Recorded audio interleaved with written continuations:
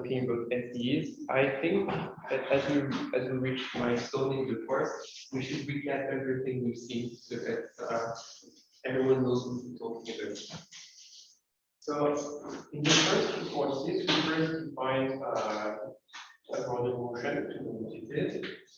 So we said that W of T is a Gordon motion if W is 0 equals 0. And W of T minus W of S goes a quotient that the low is twice S, which is greater than or equal to S. So we also saw something with the increments, but that's okay, we'll just keep that in mind. Starting from this point, we defined what was a martingale. So MT is a martingale.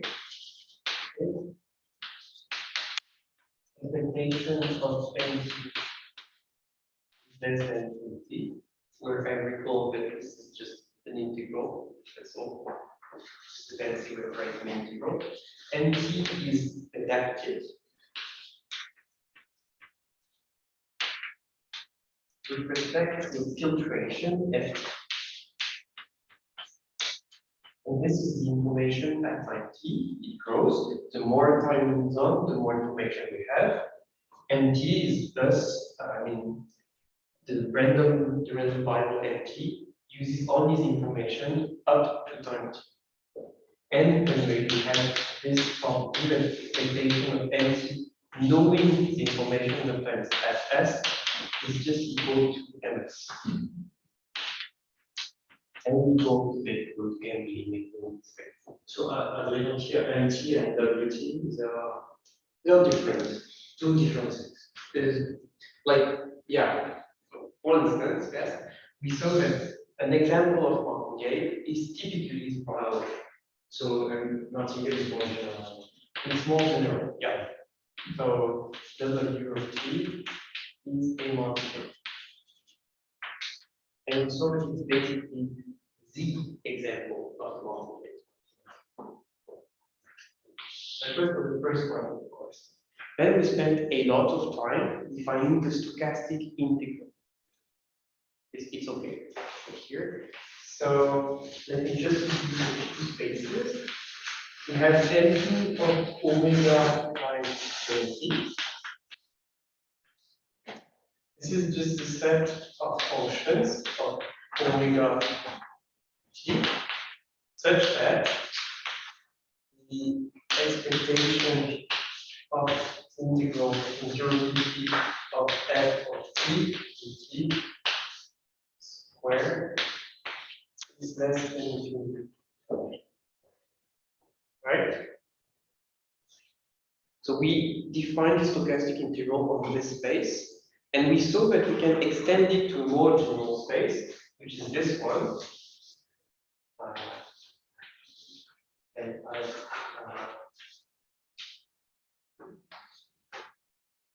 omega in L2 of 0. This is a very special space. It's more general than this one. This is the set of all f of omega t. So as always, we tend to forget about the omega. Just easier, but you forget a little bit. And it's all the f of omega t such that the integral from 0 to t of f of t where dt is less than infinity, almost surely.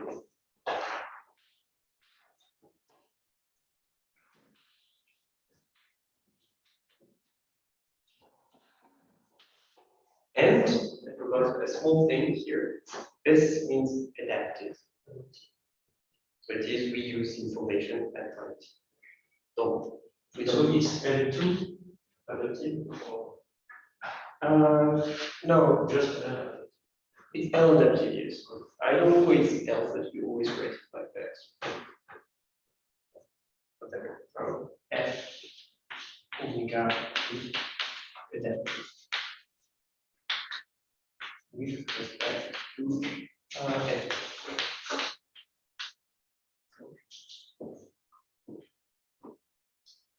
In the final space that we will need is just C and omega N2, which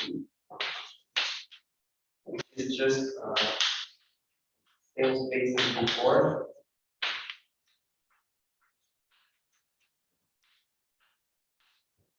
But with continuous functions.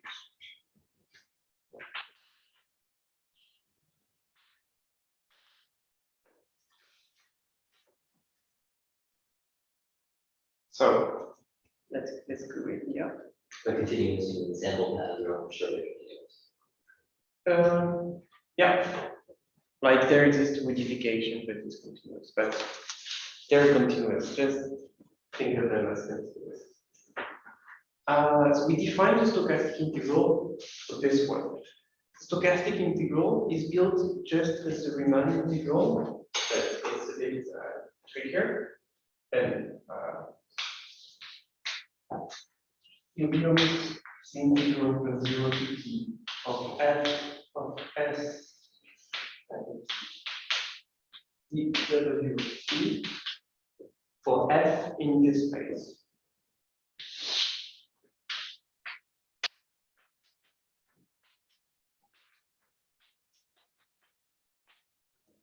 And we did so by approximating it with S1.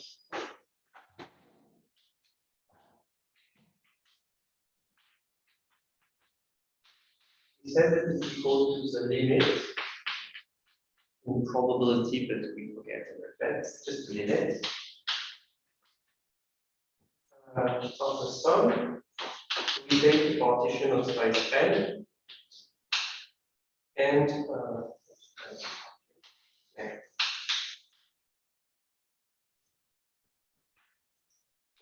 yeah. And we find it as f of ti, w ti plus 1 minus w ti. We saw that this is a problem because this is not always well defined on the opposite of Riemann sums. For Riemann sums, f is typically continuous, and this has boundary variation. I mean, w is boundary variation, which is not the case for the stochastic integral. So w has quadratic variation, and we had to adapt everything to make it work. The point is that we made a link with rough path, and we saw that there are multiple ways to define the stochastic integral. So we use two: the Ito integral, which is this one, and the Stratonovich integral that we'll see in a moment. So here the sum it goes from 1 to the cardinal of the partition. Yes.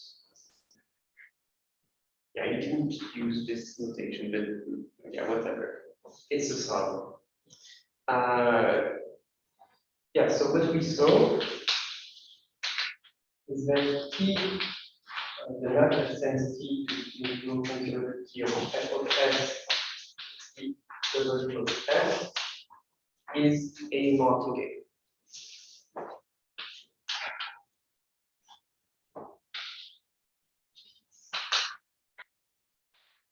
We saw that it can be extended,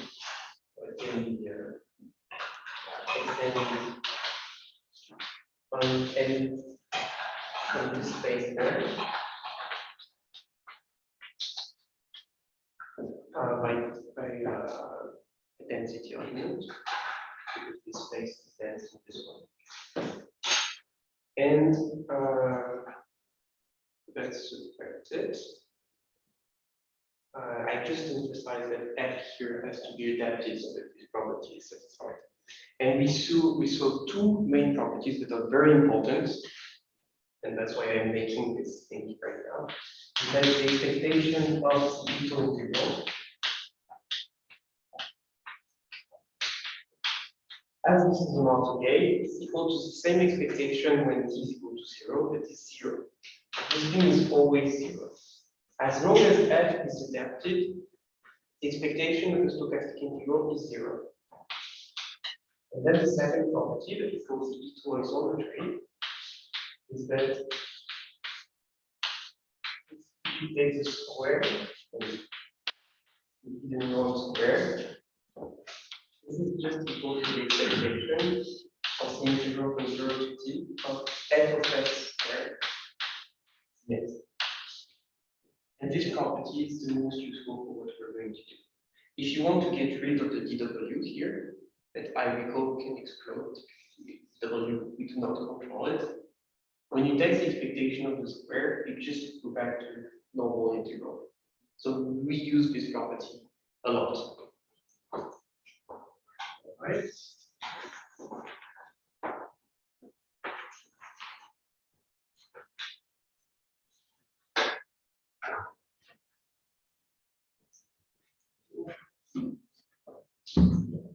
And the final thing that we saw was the Stratonovich integral last time. As I said, there are multiple ways to define the stochastic integral. There are two that are relevant for applications.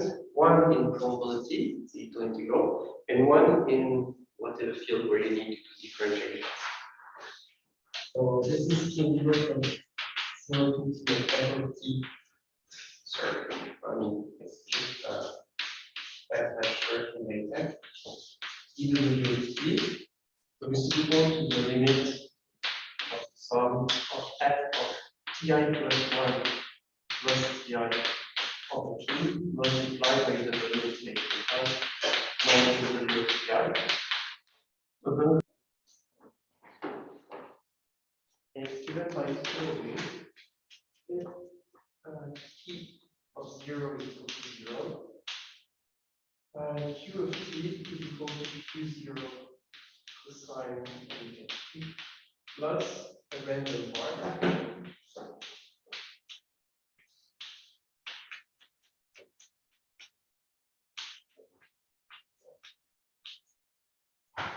So this is the annoying thing, and if you take a lot of noise, then you see that this term will grow bigger, and you will get some crazy oscillations that are actually not oscillations anymore. But if this is 0, you still get the normal oscillation. In particular, you can see that expectation of q of t is equal to q0 cosine of omega t. And that's all. Because as we said before, the expectation of the stochastic integral is 0. And you see the point here. You lose some regularity in the nice properties if you look only at the solution. If you look at the expectation of the quantity that you choose cleverly, you keep and you find back the periodicity of whatever condition of geometry that you want to find. That W is the same, yes? The cosine W T and T W. Is that the same W? Yeah, it's No, omega. it's omega. Each of these correct. That was his word.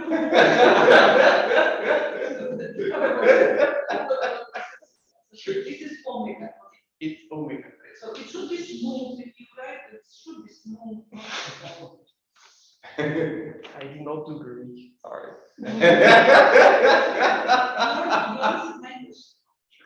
Just to confirm, the lambda there is actually what you wrote a sigma in the differential equation. Yeah. Yeah. Yeah, okay. Yeah. Which the left of it. No, it's probably omega. And then I fix quite close to it. Yeah. Whatever. It's just an example. So, one important example I would say is the example of, I mean, if you want to study an SDE on a manifold, an SDE that specifies a constraint, I'll just give an example in RD and any general from kinds of that's fine. So, let's say that you are in RD and you have a manifold that is defined by a set of points in RD such that a certain function vanishes. And let's say that theta is very smooth. It's a 1D function. It takes values in R. It's a codimensional manifold. And then you can write an SDE such that the solution lies on the manifold. To do this, so you take theta and you project every function to get something with the form of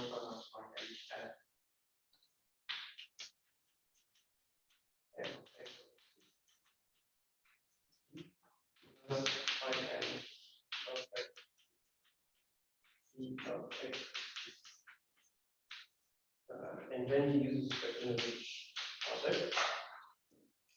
We'll explain why. But if you do so, if you have an equation of this form, you can actually prove that zeta of x stays on the menu. I just have to say what is pi n. N is the orthogonal projection on the tangent space as a matrix that we will work just one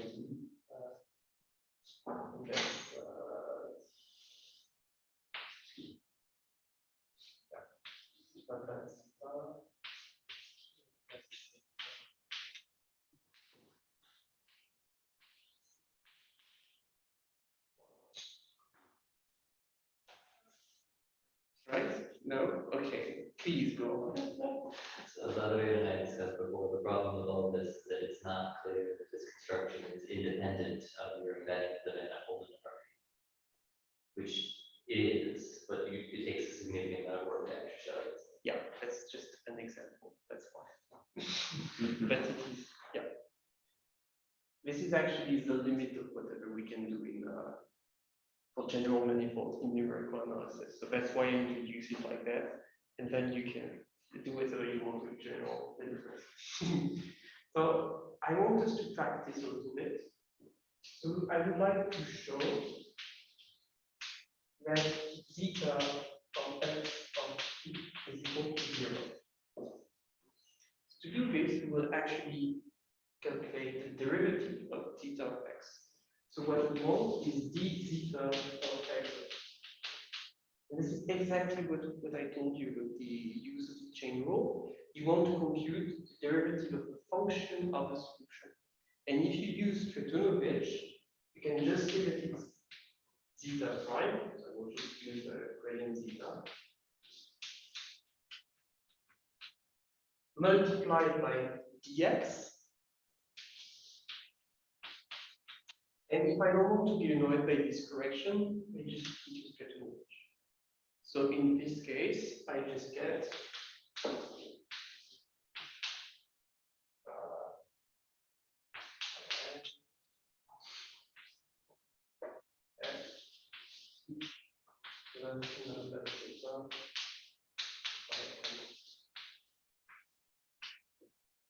so in the end, you want to compute this, and if you multiply this by lambda zeta transpose, you get 0. Right?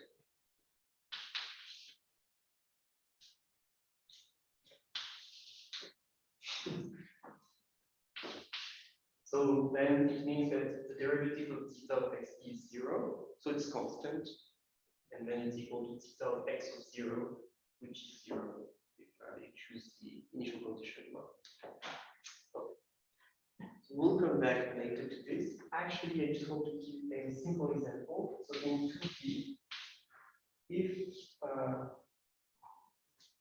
you study f is equal to 0 minus 1, 1, 0, x, which you can rewrite using two notations like minus 1/2 x plus 0 minus 1, 1, 0 x to the root. This is the same, it just went from Stratenovich to Vito. This is the equation of the drawing motion on the sphere, I mean on the circle. In 2D. So you can prove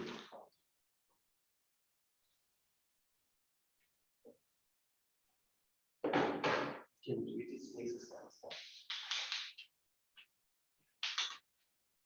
In this case, x of a is just cosine of 2 and sine of 2.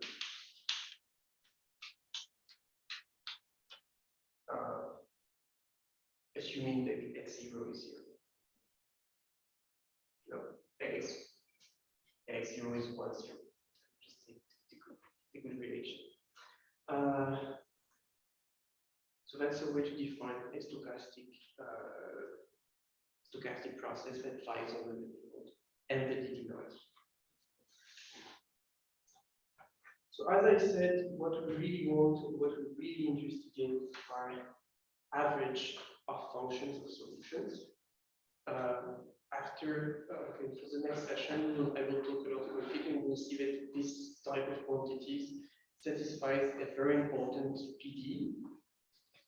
And that's the reason we do that is that we actually don't care about the exact solution. First, because we never have access to it in practice, and because for physical applications, it's these averages that matter. And just if you want to practice, you can try to compute the expectation of ST, for instance, for the black hole model. You can also try to compute the variance of all these for all these examples that I gave. It's actually not hard. And if they are linear, you can actually find some ODs satisfied by the expectation of the square or the covariance of this process. If you want some examples, just come to. All right. Let's go to the well-chosen to the problem.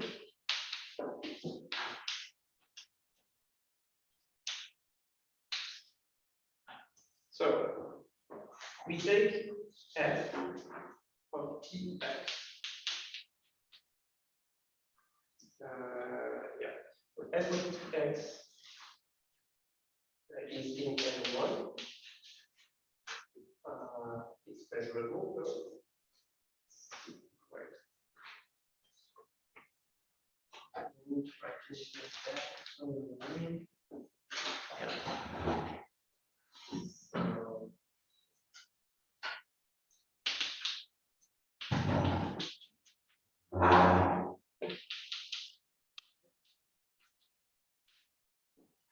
Then we have G tranquility transform in R T times K.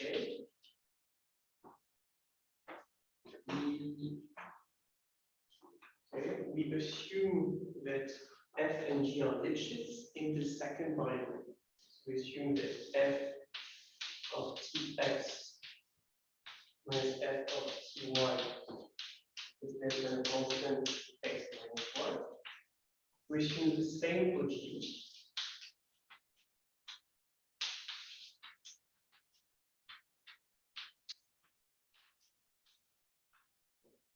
We can make some more general theorems, but I don't want to do it. It's hard enough.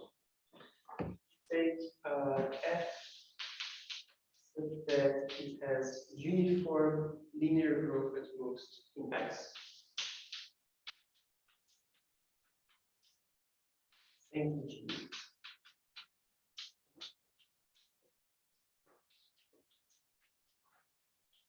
All right.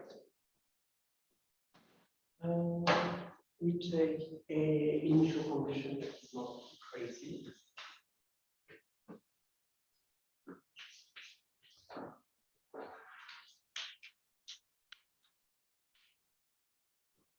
And then if you assume all of that, you have a unique condition, a unique solution, sorry, to the SDE. Then the SDE. I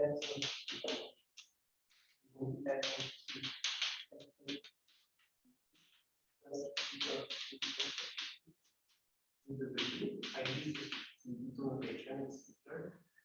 And you can still go from one to the other, so it's fine.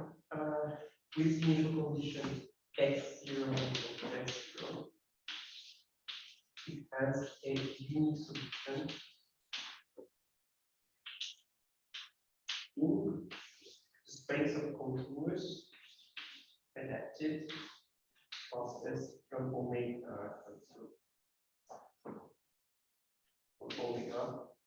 to N2 of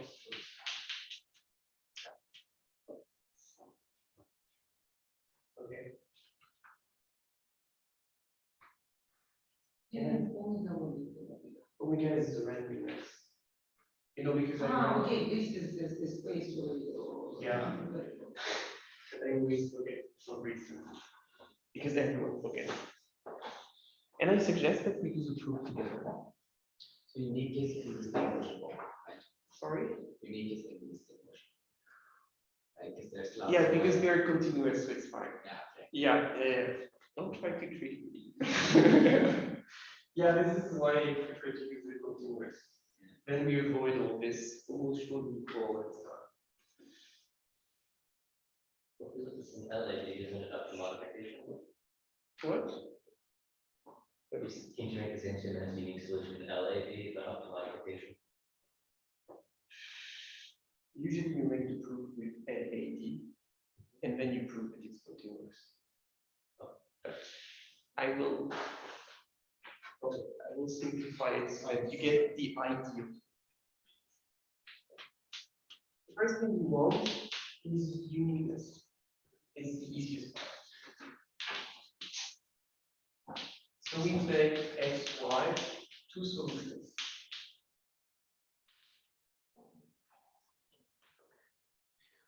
The quantity of interest is not x minus y, because we can't work with this.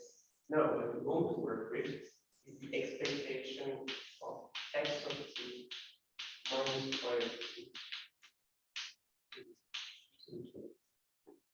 It's not random, we always work with this. This is a mean square approximation, and it's the way to look at process. It's the strongest way to work with stochastic process. So, okay, so we write the integral formulation. So we know that x of t, so this is equal to the expectation of the integral from 0 to t of f of s, x of s, minus f of s, y of s, s, plus integral from 0 to t of s, x of s, minus g of s, y of s, t over s.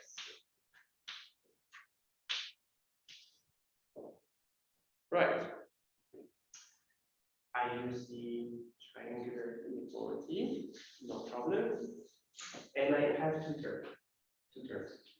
So this one, if I put the absolute value there, I can use Cauchy ones.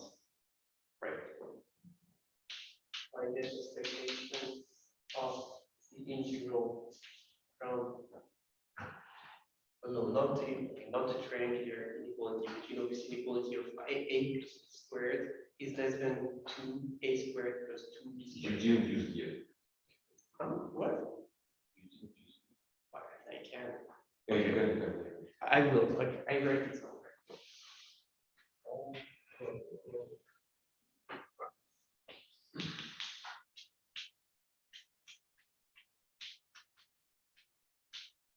Right? Just become this. Yeah. So this is a constant here. And then I have the integral from 0 to t of f of s of s and f of s of y of s squared ds. This is by Cauchy ones, right? And in C is hidden capital T, maximum time. That's why I can't go to infinity. I have to fix the final one. Plus a constant, it's just 2, so let's write 2. Expectation of integral from 0 to t of g of s of x of s minus g of s of y of s.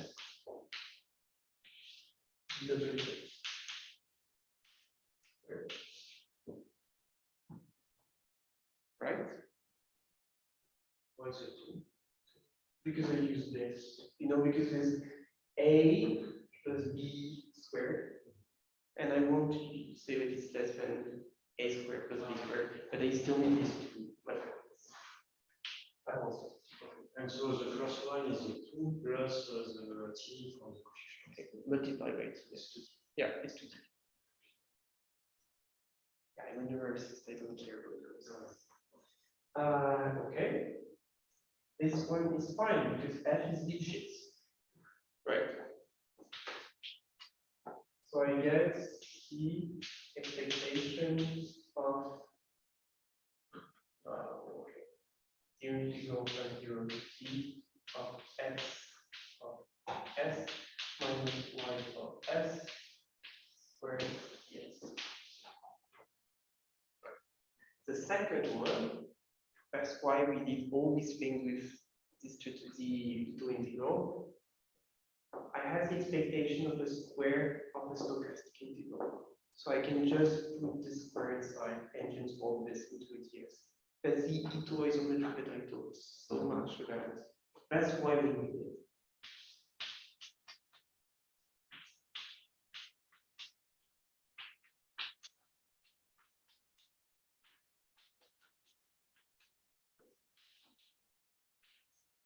And I emphasize this.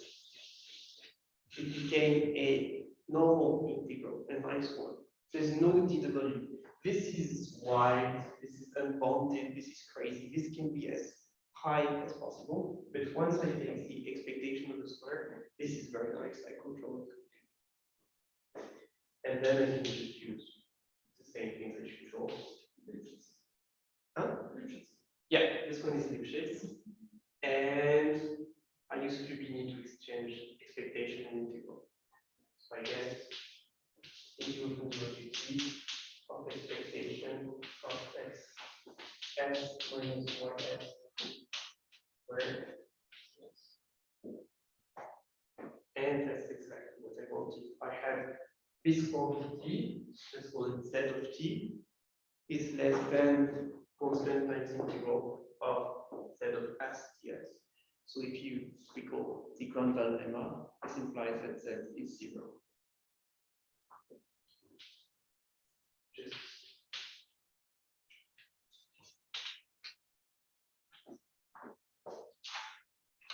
I wrote it somewhere just in case. Yeah. If is square root t is less than or equal to alpha plus theta by x with phi n1 and beta positive, then phi t is less than or equal to alpha plus beta alpha plus beta minus x. So here alpha is equal to 0. So this is less than 0, but it's positive, so it's 0. I won't prove again the Grandval lemma. I'm sorry.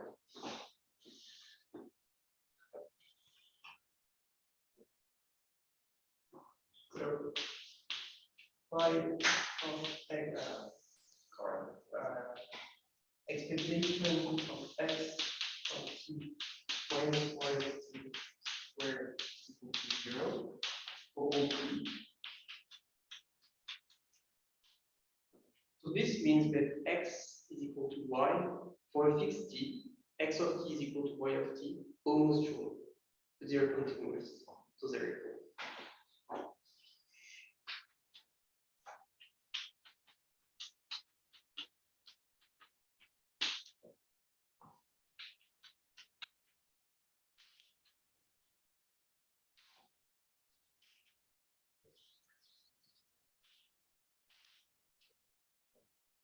Okay.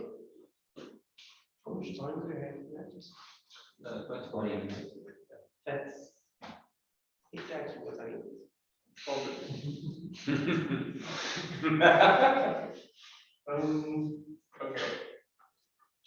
So I will define a sequence.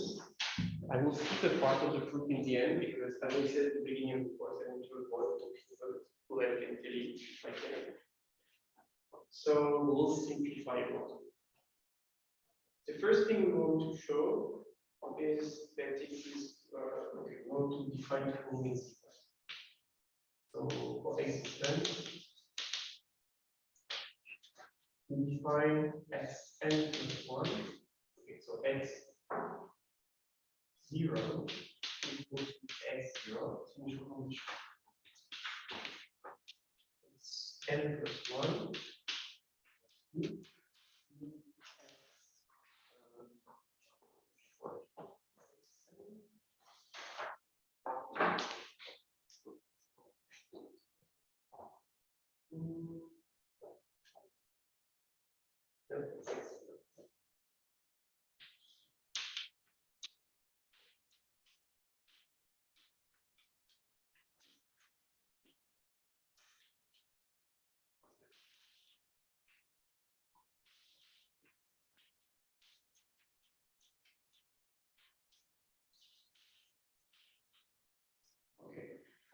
we need to prove that this makes sense. Well, this is not clear that this makes sense. And then, if we manage to prove that xn converges, as everything is continuous here, we can pass to the limit, and the limit of xn will satisfy CST, and we'll get a solution, right? So here, the fixed point theorem doesn't work. Not really, no, because we don't have a proper space with lines. So we will use a trick. That's why I said that this space n adaptive whatever is not convenient. It's not. It's not convenient. It's it's not in space. So you're reproving the fixed point. Right. Yeah, a little bit. Yeah, that's what I'm doing. But with some arguments that I will say. Anyway, everything is in this syntax group that is in my office. That's interesting. No, see? Sorry? No, it's from Google. And I discovered it with Anne and Anne from Trondheim. And she's right, it's a fantastic book. A bit technical, but fantastic. Anyway, the proof. So first, why is it defined? So it is defined for x0, right? Because this is okay, we don't know.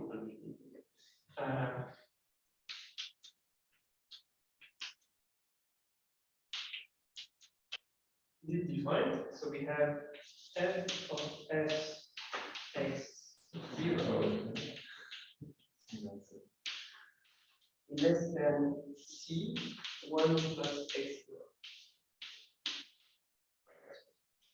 Because it was in my assumption that it has linear growth in x. And this is L1 because it's constant. Then for g of s,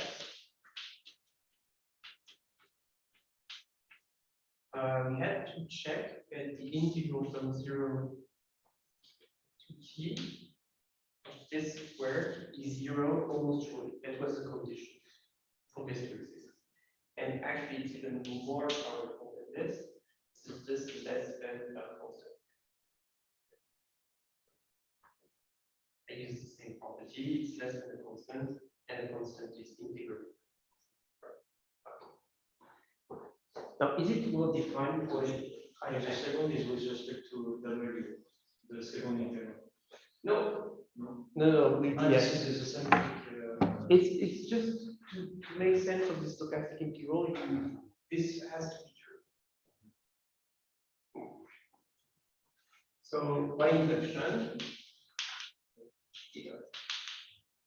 we assume that it's true for rank n, and we want to show it's true for rank n plus 1. Right. So we want to show that we will show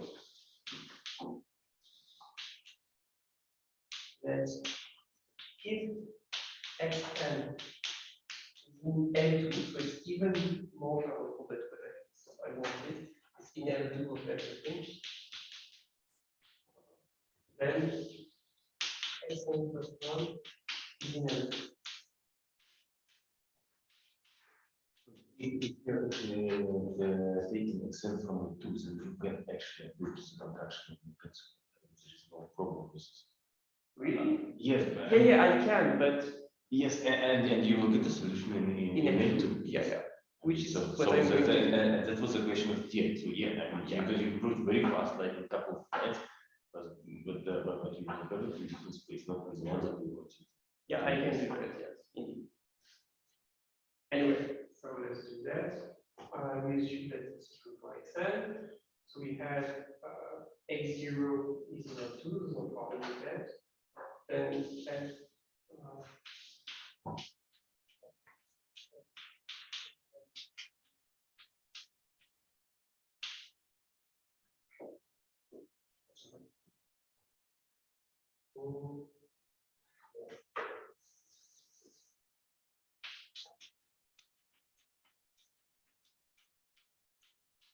this is less than constant of the sums of all the squares. Right?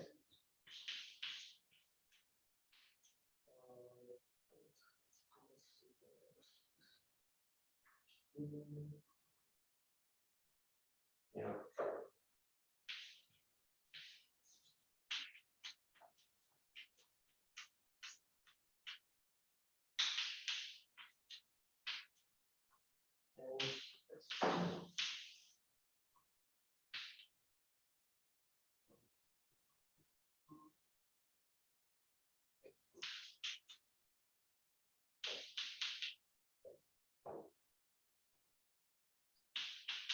And these are some traces which you don't know. Okay. And what we get is this. Right. And use the exact same extension this year. So what I want to do is just use the linear growth to show that this is integrable with then I know. So this part is fine, it's constant, and we assume it is delta.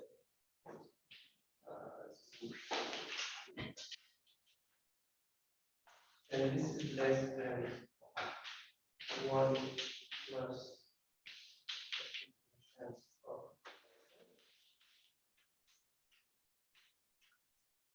which we know is finite, and the same is true for this curve.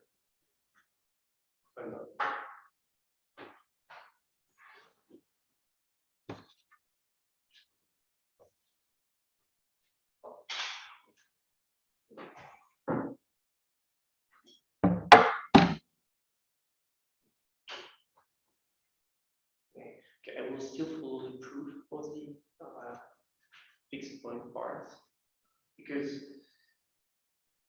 yeah, we have to use a trick at the end to show that it's continuous. I won't show it, but I still want to follow the framework.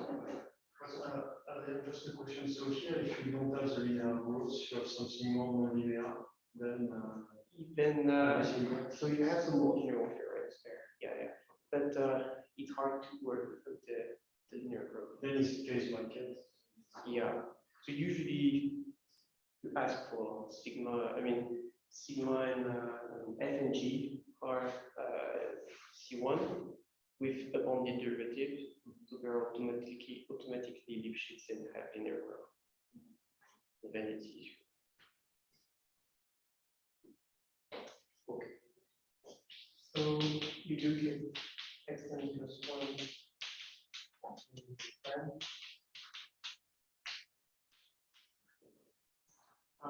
We use the same property as before, and we obtain the Grunwald property. So,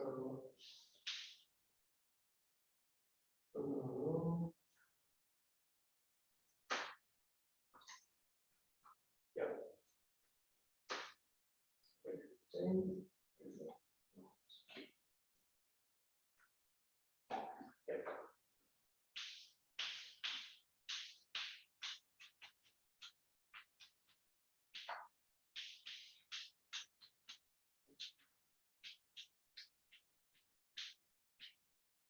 But I use the same properties as before. It's the exact same inequality that we obtain for the uniqueness. We just write this with the integral formulation, and we use the Lipschitz letters and easily to symmetry, and we get this. So once we're there, we use a modified kernel lemma that takes into account this n here. And if you do so, what you get is somewhere.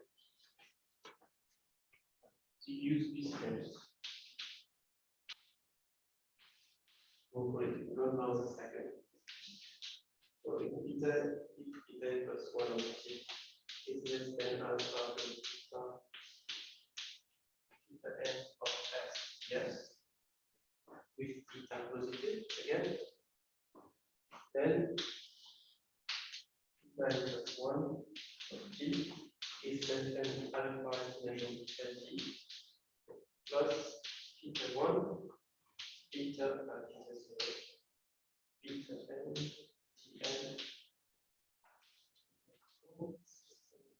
Like this.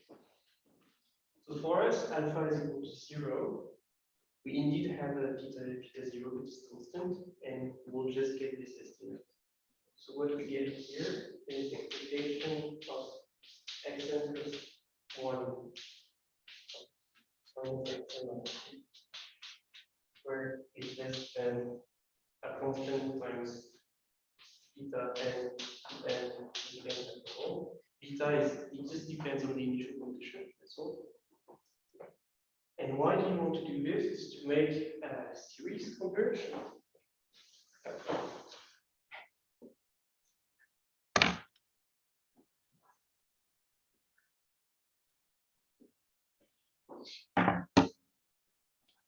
What we use is that the series x0 plus the sum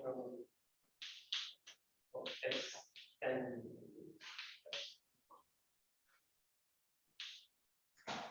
xn plus 1 of minus x and t converges to L2, right?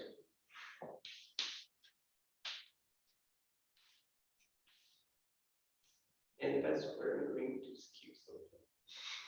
It converges in L2 to x of t. It is then in L2.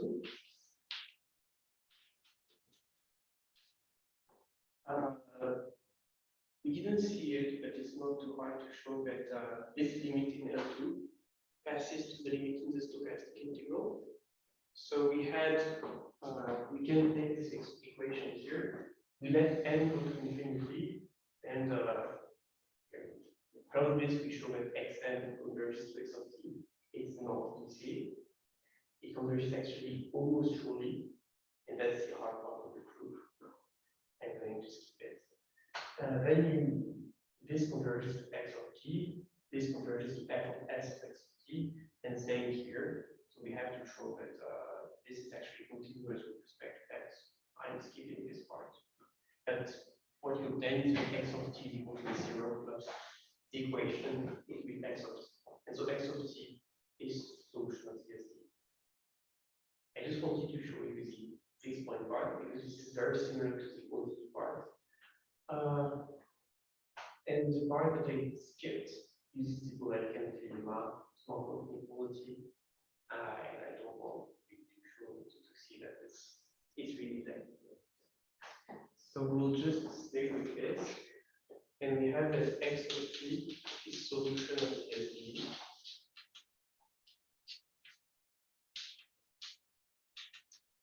And it's continuous by definition of the equation, as we said. So that's for the proof. I think I will soon stop here. I just wanted to mention a few things. Yeah. So next time we'll talk about PDEs and the link between SDEs and PDEs. I made sure that you really understood that it's the expectation of quantities for the solution that are interesting here. So we will show that this quantity, that is for instance temperature, dimensional dynamics, satisfies a PDE that can be of high dimension, that is usually harder to solve. So that's why we usually use SDEs to solve PDEs and not the other way around. And after defining this generator, I think we'll apply it to a nice example to find a numerical method to solve the Dirichlet problem with harmonic functions. And after this, we will go to the numerical analysis part where we'll try to give the basics so that you can play with it. On that, I won't show you. Thanks. Do you have some questions? I can give more details if you want. I mean, it's just not a new thing, but I care.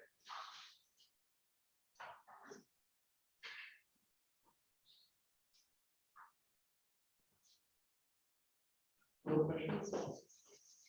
Then it's time for Kakekus.